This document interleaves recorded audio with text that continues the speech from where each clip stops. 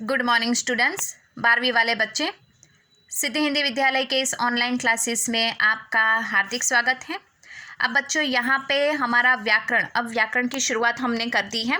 तो व्याकरण में मैंने आपको बताया कि 12वीं वाले बच्चों को व्याकरण में जैसे छंद है, समास है, अलंकार है, शब्द समूह के लिए एक शब्द है, तत्सम है, संधि है, कहावतें हैं, ये सब कुछ हमें पढ़ना है, ठीक है। लेकिन यहाँ पे सबसे पहले हम पढ़ेंगे तत्सम।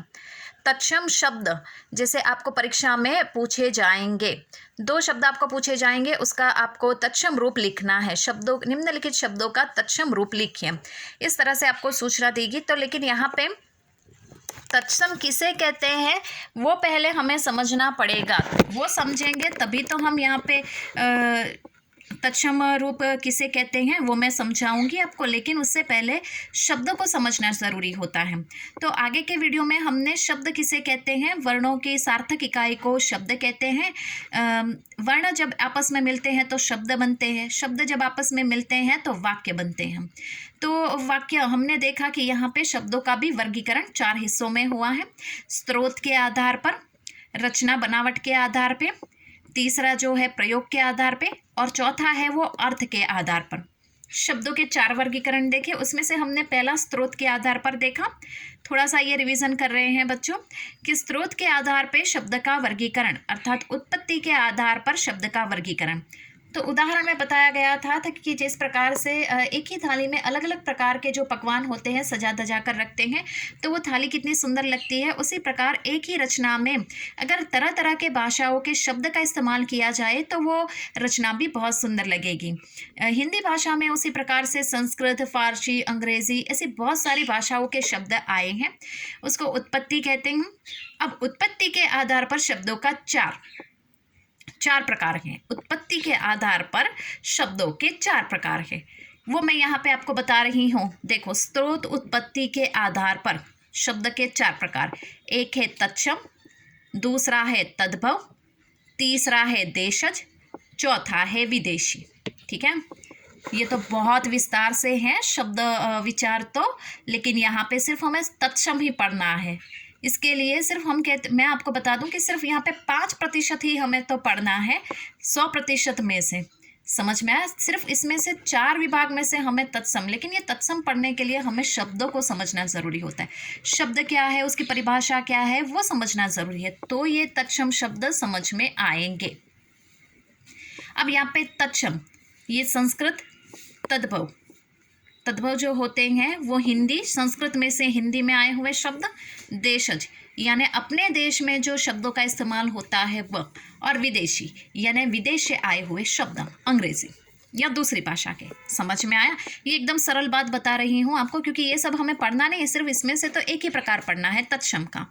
तत्सम यानी संस्कृत के शब्द, तद्भव यानी संस्कृत में से जो हिंदी में उसका अनुवाद हमने करके जो शब्द लिए हैं वो, देशज यानी अपने ही देश में बोले जाने वाले शब्द, और विदेशी यानी विदेश से आई हुई भाषाओं के कुछ एक शब्द।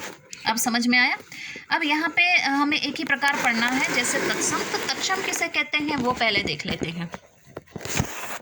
तो यहाँ पे बच्चों बहुत ही सीधी बात, सरल है। सबसे पहले हम परिभाषा पढ़ लेते हैं। तत्सम शब्द 2 शब्दों के मेल से बना है। तत्सम शब्द 2 शब्दों के मेल से बना है। पहला कौन सा है? तत् यानी उसका अर्थ होता है उसके, यानी सम यानी समान, अर्थात उसके समान। अब समझ में आया तत्सम का अर्थ क्या होता है? तत्सम 2 शब्दों के मेल से बना है, उसमें सबसे पहले तत् यानी उसके, सम यानी समान, उसका पूरा अर्थ होता है उसके समान। उसके समान यानी किसके समान? ठीक है, वो देखेंगे।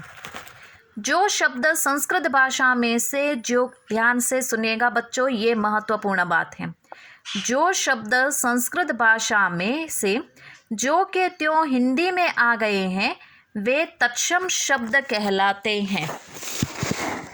अब समझ में आया यहाँ पे कौन सी बात बताई गई है कि जो शब्द संस्कृत भाषा में से जो के त्यों हिंदी में आ गए, अर्थात स्पष्ट रूप से यहाँ पे बता दिया गया है कि कुछ एक शब्द ऐसे हैं जो संस्कृत भाषा में से, संस्कृत में जैसे कि जो भी शब्द है उसको हमने हिंदी में ऐसे ही ले लिया, उसमें कोई बदलाव नहीं किया, जो के त्यों। आप जैसे कि उदाहरण देखोगे ना तो आपकी समझ में आएगा कि हाँ इसको तत्सम कहते, तत् यानी उसके, सम यानी समान, उसके समान हो बहू। जैसे कि हम कट कॉपी पेस्ट नहीं करते हैं, वहाँ से वो शब्द उठाया, ठीक है, कट किया, यहाँ पे कॉपी कर दिया, पेस्ट कर दिया, समझ में आया। बिल्कुल उसी प्रकार से कट कॉपी पेस्ट की तरह वहाँ से वो शब्द लिया और हिंदी में हमने रख दिया, ऐसा कैसा, उसमें कोई बदलाव नहीं किया। संस्कृत में भी वही शब्द और हिंदी में भी वही शब्द, समझ में आया। उसको क्या कहते हैं, तत्सम। वे तत्सम शब्द कहलाते हैं, अर्थात वे संस्कृत भाषा में शब्द के समान हैं, अर्थात वो संस्कृत भाषा में से हिंदी में जो तत्सम है वो संस्कृत में से ही डायरेक्ट लिए गए हैं, मतलब संस्कृत के जो शब्द है उसको हिंदी में ऐसा का ऐसा ही स्वीकार किया गया है। जैसे उदाहरण यहाँ पे दिया गया है, देखो, जैसे क्षेत्र, गृह, भवन, सदन, मित्र आदि, ये शब्द यहाँ पे बच्चों दिए गए हैं। तो ये जो शब्द दिए गए हैं ये ऐसे के ऐसे ही, उसमें कोई बदलाव नहीं है, जो के त्यों ही है, ठीक है, उसमें कोई बदलाव फेरफार नहीं किया गया है। संस्कृत में क्षेत्र शब्द तो हिंदी में भी क्षेत्र शब्द का इस्तेमाल किया, संस्कृत में गृह तो हिंदी में भी हमने गृह का इस्तेमाल किया, संस्कृत में भवन तो हिंदी में भी हमने उसका भवन का इस्तेमाल किया, संस्कृत में सदन तो ये सदन शब्द हिंदी में भी हमने वही शब्द अपनाया, मित्र शब्द संस्कृत में कहते हैं तो संस्कृत में वही शब्द हमने मित्र शब्द हिंदी में भी अपनाया। अब समझ में आया। थोड़े बहुत उदाहरण यहाँ पे देख लेते हैं ताकि बच्चों आपको थोड़ा सा ख्याल आ जाए। दूध, दूध संस्कृत में दग्ध, ये तत्सम हुआ। दग्ध शब्द भी हम हिंदी में भी उसको इस्तेमाल करते हैं। मुँह, मुँह संस्कृत शब्द कौन सा है, मुख। मतलब आपको जो शब्द दिया जाता है ना बच्चों, वो परीक्षा में हिंदी शब्द होगा, आपको क्या उसका संस्कृत शब्द लिखना है। संस्कृत शब्द समझ में आया।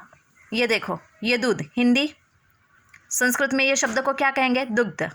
मुँह शब्द हिंदी, संस्कृत में शब्द को क्या कहेंगे, मुख। पत्ता, पत्ता शब्द हिंदी, संस्कृत में ये शब्द को क्या कहेंगे, पत्र।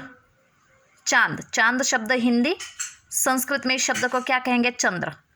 अब समझ में आया। आपको संस्कृत का, सीधी सरल बात बता दूं, आपको संस्कृत का शब्द लिखना है, आपको संस्कृत का शब्द लिखना है यहाँ पे। अब समझ में आया। अब थोड़े बहुत और उदाहरण हम देखेंगे तो उससे और ज़्यादा हमें क्लियर होगा कि तत्सम शब्द तत् यानी उस, उसके, और सम यानी समान, उसके समान यानी किसके समान, संस्कृत भाषा के शब्दों के समान। संस्कृत भाषा के शब्द को ऐसा का ऐसा ही हिंदी में उठा के लाना है, बस, और कुछ नहीं। वो क्या है, तत्सम। आपको परीक्षा में हिंदी शब्द देंगे, उसका आपको संस्कृत लिखना है, बस, और कुछ नहीं करना है। उसको क्या कहते हैं, तत्सम। इतनी सी बात के लिए हमें पहले शब्द को समझना पड़ा, शब्द को वर्गीकरण करना पड़ा, और वर्गीकरण में भी स्रोत के आधार पर शब्द के 4 प्रकार देखे, उसमें ये तत्सम आता है। तो बच्चों आज के इस वीडियो में हम यहाँ तक रुकते हैं। आने वाले वीडियो में ये जितने भी यहाँ पे उदाहरण दिए गए या दूसरे उदाहरण हैं वो भी मैं आपको दूंगी और होमवर्क भी दूंगी, ठीक है। तब तक के लिए यहाँ पे रुकते हैं। Thank you.